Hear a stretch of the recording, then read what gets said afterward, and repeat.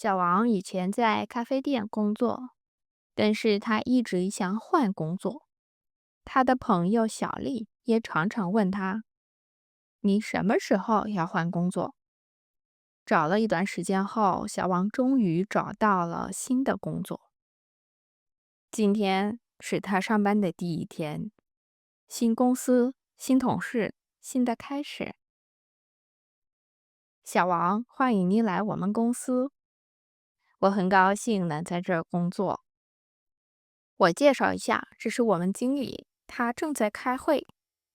他一般很忙吗？他每天都很忙，有很多重要的事情。小王工作了一天，现在他准备下班。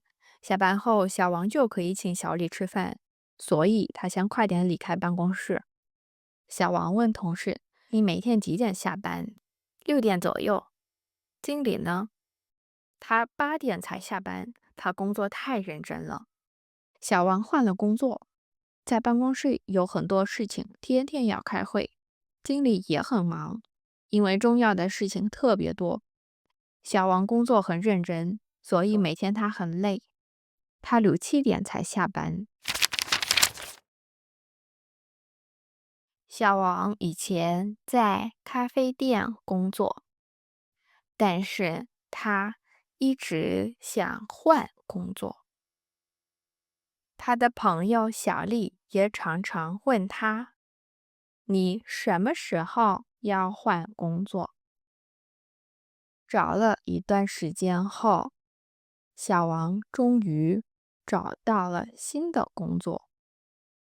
今天是他上班的第一天，新公司、新同事、新的开始。小王，欢迎你来我们公司。我很高兴能在这儿工作。